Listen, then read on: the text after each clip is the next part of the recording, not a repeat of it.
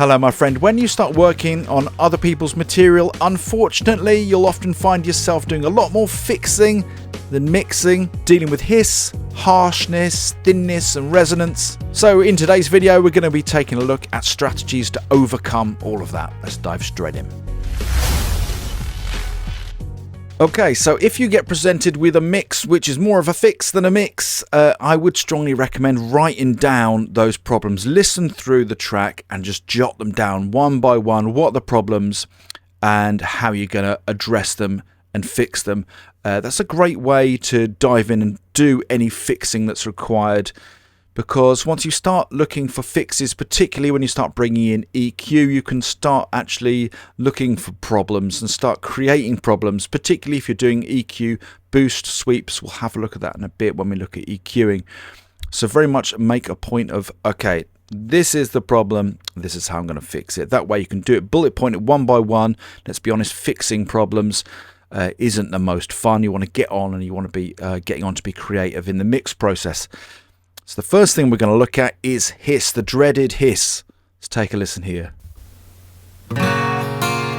Just at the start there, you might need headphones to hear that. Now apologies if on this video you can hear a separate hiss, that's because I've got a heater running. I usually turn it off for videos, but it's really cold up here today, so no chance. But this microphone in particular wasn't very good that I recorded with, and it's definitely got an issue with hiss. Now, because hiss lives towards the high end of the frequency spectrum, you could bring in a low pass filter to dial some of that back. It's a bit of a balancing act, and you know, it really depends on what the instrument is, what the vocal is, because as you dial that back, of course, you're going to start dulling out the top end too. So it can well be a bit of a balancing act. You're not looking for a perfect hiss removal. If you want something a bit more efficient, then you can look at a plugin like this one here from Isotope RX Voice Denoise. I've got it here on this vocal, and I've specifically set it to dehiss. So let me show you what that sounds like on and off. So here's our track. And then let's activate dehiss. So next to nothing now other than my heater. And trust me though, it does work well. What you do find, again with this plugin, nothing's the super magic solution. The more you dial in a plugin like this or any other hiss removal, you will find the top end starts to get dulled out too. So again, it's a bit of a balancing act. With a vocal also, if the hiss is really bad, you may well in the editing process want to be cutting the silences out in between the performances. That may or may not sound weird. Again, it's a bit of a balancing act. You can also consider bringing in a noise gate. Next up, let's talk about harshness. With a vocal, maybe between 4 and 8K, but with a whole multitude of recordings, it can be anywhere between sort of 2 and 10K, so a really broad area where you can find just unpleasant harshness that just kind of gnaws away your ears. Now, there's a lot of plugins out these days like this one here, Curves Equator from Waves.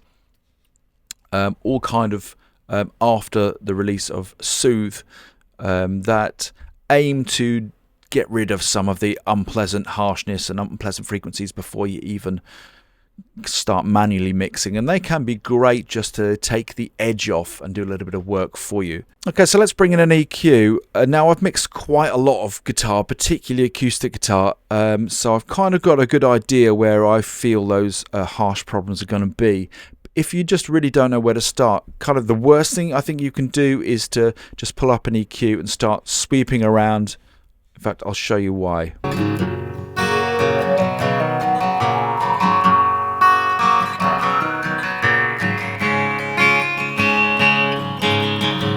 Because when you hype any of this area here, I'm going from like plus 500 all the way up to 5K. If you hype it up by, what am I doing, 20 dB, it's all going to sound horrible. So you're going to just go, yeah, that sounds bad. And you can go, oh yeah, that sounds bad and that sounds bad. And you're just going to kill the overall tone of the guitar, and then just kind of give it 5 or 10 minutes of doing that. You're going to have a break, have a coffee, come back and go, the guitar sounds worse than when I started. So just taking a little bit of time to familiarize yourself with the frequency bands of the instrument will go a long way. I've got a free guitar EQ cheat sheet that's going to help you do that. I'll leave a link for that cheat sheet below this video.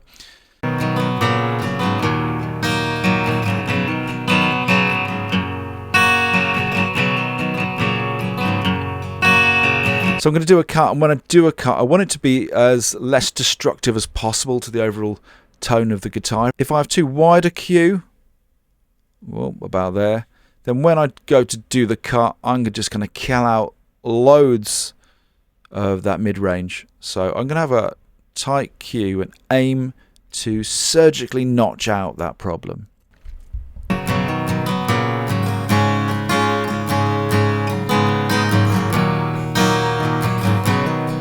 Okay, so now I've done a little bit more EQing. I've taken out a couple of the harsher areas. I took quite a big chunk here actually because it was really sounding quite unpleasant to me.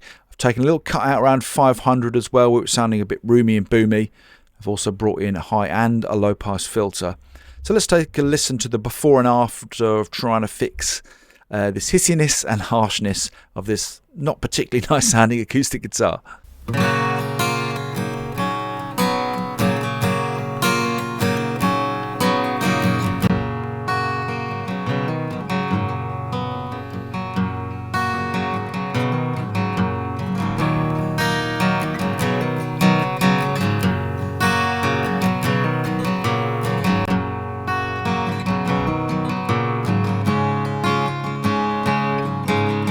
Another thing that can really help with harshness is tape saturation. That can really help to smooth some of that aggressive stuff out. On this occasion with this guitar it didn't really help, but in particular with guitars and with vocals it's well worth giving tape saturation a go. Hey my friend, just interrupting this video for a moment. If you're finding this video useful today, I want to let you know I've got a free Promix Method course that's going to teach you how to create a solid foundation to your mix right from the comfort of your home studio. You'll find the link for Promix Method just below this video. Let's talk about thinness, and I'm going to stick with this guitar for now because it does sound somewhat thin. You know, it could be down to the microphone, the mic placement, could be down to the guitar. And the first thing to address thinness to make it fatter, I would think of is just bringing in with an EQ, a boost around 100 Hz, which is going to give some nice low end body to my acoustic guitar. Now in a recording like this, where it's acoustic guitar and just a vocal as well, you're going to want some of that rich low end.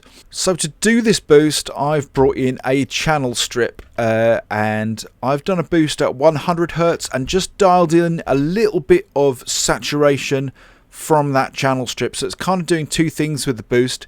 It's boosting up 100 Hz, so it's going to give me more body, but I'm also bringing in some of that saturation, so I'm getting some of those harmonics as well from the channel strip, and that's just going to beef out that low end. Let's just take a little listen to that on and off.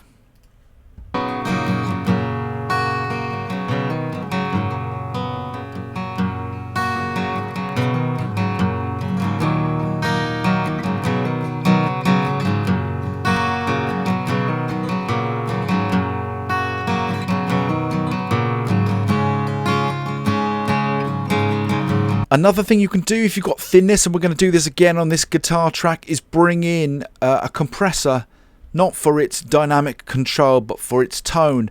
An LA2A emulation can be great for giving some subtle thickness and roundness to an acoustic guitar. So I've got this dialed into almost no compression at all. You'll barely see that needle, or just be tickling the needle, but really what I'm looking for is for this LA2A to fatten this sound out. So let's take a listen to what that's done.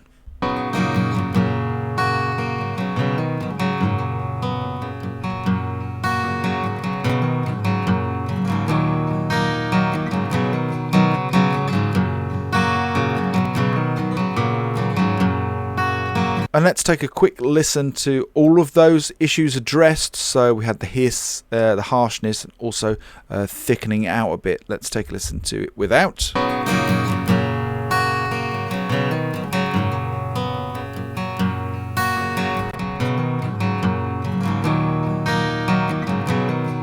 Now I also wanted to thicken up my vocal a little bit, sounding a touch thin. So a great way to do that is with some parallel compression, bringing in a separate bus track. I've dropped on a compressor and I'm smashing it hard. It's really easy with this compressor. You just press the crush button and it's going to smash my vocal. What I'm going to do now is just create a send from my vocal to Vox Smash, my new bus. And I'm going to blend Vox Smash back in. You taste like my home, and you'd make the best friend, but he's already in love with you. What do I do? And just like with the guitar, for the Vocal 2 and LA2A is a great compressor for adding some richness and thickness too. Now finally, one other thing you can do if you're really stuck and you've been presented with something which just sounds pretty awful and no amount of fixing can solve it, is to go down the production stylized route and actually do the opposite and kind of make a feature out of it. So if say we've got this guitar here and it just isn't working, you could then go, do you know what, I'm going to go for a vintage style, or I'm going to make it lo-fi. Got this Lander effects plugin here just to give you an example. So here is our guitar once again. And rather than attempting to tell the listener that we've gone for a really lovely guitar sound, we could dial in a plugin like this and go for more of a lo-fi sound.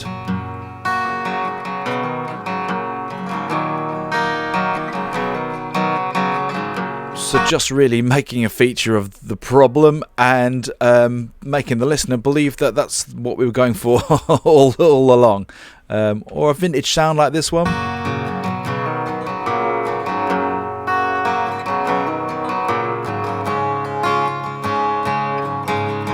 When it comes to resonance and problem room sounds and reflections, if you've got a real problem with your vocal, I would strongly recommend D-Reverb.